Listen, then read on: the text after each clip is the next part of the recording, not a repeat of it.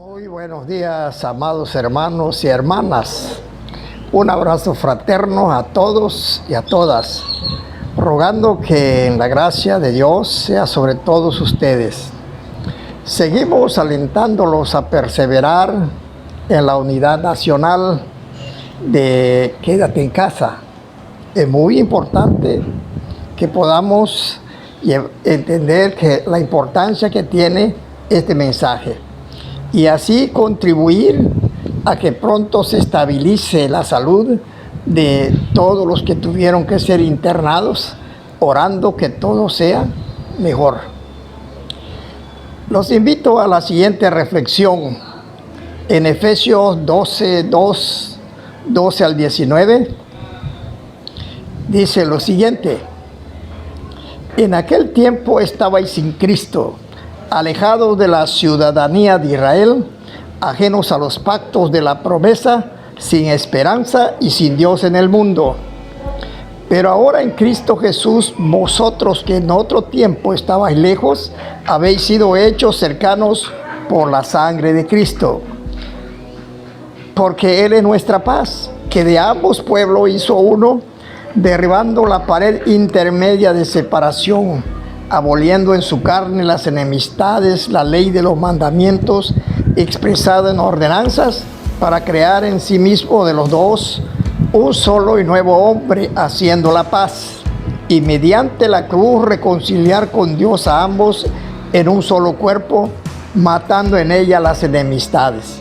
Y vino y anunció las buenas nuevas de paz a vosotros que estabais lejos y a los que estaban cerca, porque por medio de Él los unos y los otros tenemos entrada por un mismo Espíritu al Padre.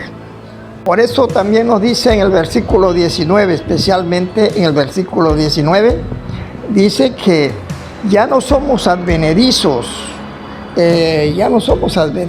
porque el versículo 19 en sí nos dice de esta manera, que ya no sois extranjeros ni advenedizos, sino conciudadanos de los santos y miembros de la familia de Dios.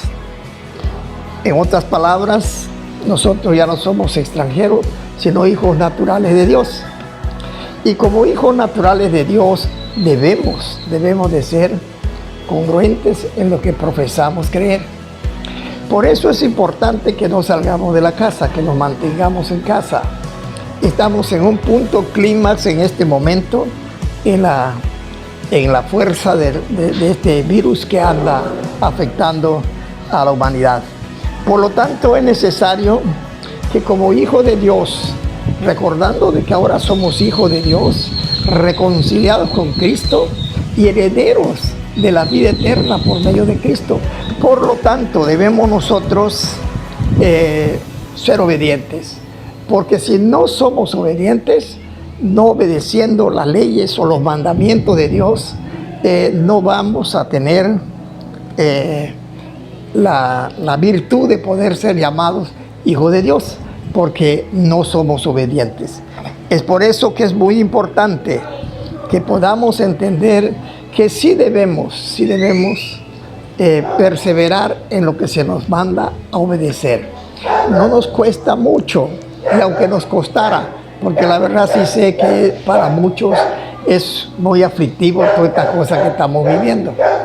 Algunos están teniendo problemas económicos y la verdad que todos están viviendo este tiempo en que hay esta necesidad a veces de poder conseguir las cosas, pero no lo podemos hacer, no porque no lo querramos, sino por causa de esta epidemia que está afectando.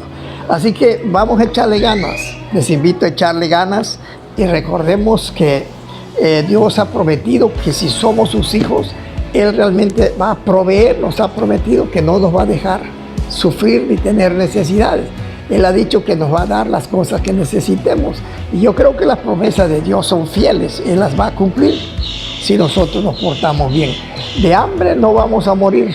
Yo estoy seguro que Dios va a suplir lo que tú necesitas, lo que necesitamos como personas. Dios lo va a hacer. Dios nos va a proveer Repito, no vamos a morir de hambre. Somos los hijos de Dios. Si en otro tiempo, cuando estábamos sin Cristo, no nos morimos de hambre o de cosas que nos pasaban, ahora mucho menos siendo reconciliados con Cristo, la verdad Dios nos ama y no nos va a dejar sufrir más de lo que podamos soportar. Por eso es muy importante que entendamos que la historia de la vida cristiana se divide en dos partes. Uno que viene desde los hijos de Israel y lo que es la iglesia cristiana. Pero ahora en Cristo, tanto Israel como la iglesia cristiana es un solo cuerpo. Pero cada uno lo tiene que entender, que éramos dos pueblos, pero ahora somos un solo cuerpo en Cristo. De manera que nosotros, y ahora hablando, haciendo énfasis en nosotros, debemos no aparentar, sino ser lo que realmente somos. Somos creyentes, somos hijos de Dios y debemos de ser obedientes. Quiero remitirme a un testimonio que tenemos en Josué 24. Cuando Dios les entregó la tierra prometida a los judíos, se los dio, los hizo entrar en la tierra prometida y lo llegaron a conquistar, pero no expulsaron a todos los enemigos. Algunos amorreos quedaron, que no salieron, no los pudieron sacar, no porque Israel no quiera, no pudieron con ellos. Y entonces lo que tenían ellos que hacer es guardar los mandamientos mientras agarraban fuerza y poderlos erradicar. Pero ¿qué hicieron ellos? En lugar de separarse de ellos, empezaron a convivir con ellos, y una vez que agarraron confianza, empezaron a hacer las cosas que Dios les había mandado que no hicieran. Por lo tanto, eso causó enojo en Dios y los empezó a castigar. Y vinieron a quejarse con Josué para decirle que es lo que les estaba pasando. Entonces Josué les dijo así, porque Josué los estaba regañando, que no deben de ser desobedientes. Y ellos estaban muy alterados y resistiendo a la voluntad de Dios. Entonces Josué les dice así: si mal os parece servir a Jehová, busquen a quien van a servir. Búsquenlo, hagan lo que mejor les parezca. Pero yo y mi casa, le dijo Josué, serviremos a Jehová. Entonces ellos dijeron que sí iban a servir a Dios. Hicieron esa promesa, pero la verdad no se comportaron como debe de ser. Entonces, al ver Josué esto que estaban haciendo, les volvió a decir. Entonces Josué dijo al pueblo: no podéis servir a Jehová, porque Él es Dios santo y Dios celoso. Y yo les decía que Dios sí ciertamente es santo y es celoso, pero no para consumirnos en una tristeza, sino Él quiere que nosotros lo amemos y lo respetemos. Pero si no, Él nos rodea de todo, nos da de todo, Él nos bendice, pero no tolera que nosotros seamos de doble manera de pensar. Y lógicamente que Josué les dijo al pueblo: no les va a tolerar Dios lo que ustedes están haciendo. Por lo tanto, si ustedes no son obedientes a lo que Dios les dice, escuchen lo que va a pasar. Y les dijo Josué: no sufrirán vuestras rebeliones y vuestros pecados. Si dejareis a Jehová y sirvieseis a dioses ajenos, Él se volverá a vosotros y os consumirá después que os ha hecho bien. Quizás pensamos que Dios debe soportarlo. Bueno, lo soporta, pero no nos va a tolerar más de lo que se pueda permitir. De manera que esto es un ejemplo que nosotros debemos de honrar a Dios, debemos de servir a Dios, debemos de buscar agradar a Dios. Y si no lo hacemos, entonces ya ahora sí que nos exponemos a que el Señor se enoje con nosotros. Tenemos un ejemplo, por ejemplo,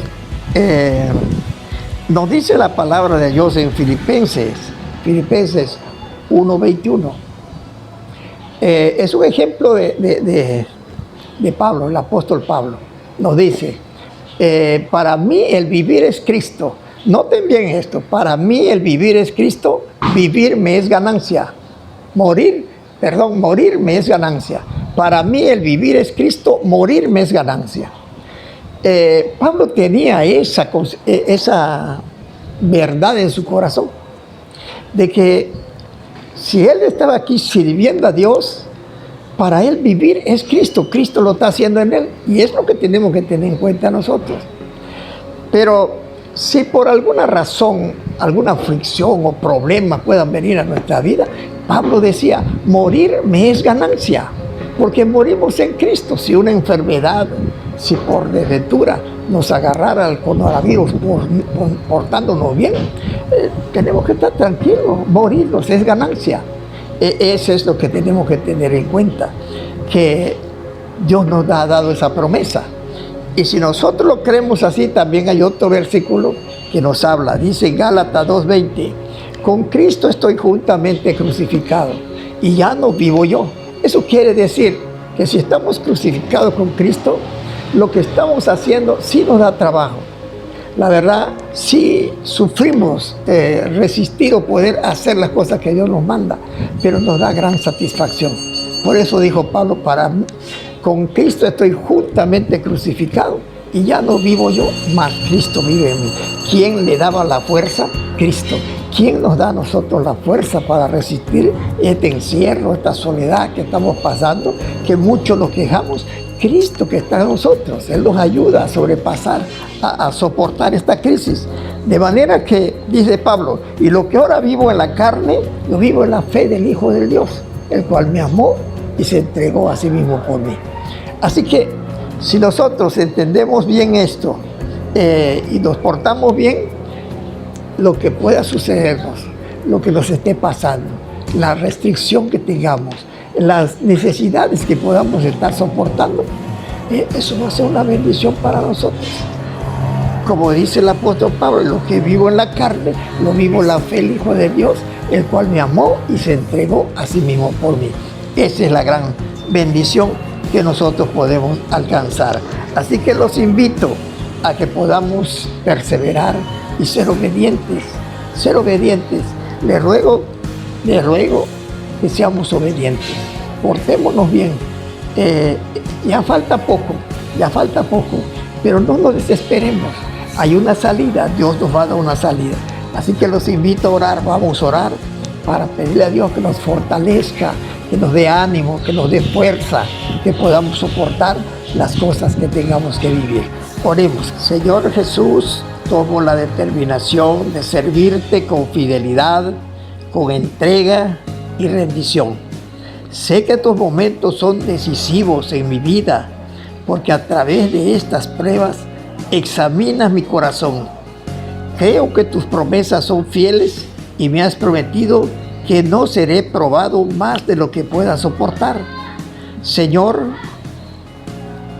tú darás la salida para que pueda soportar.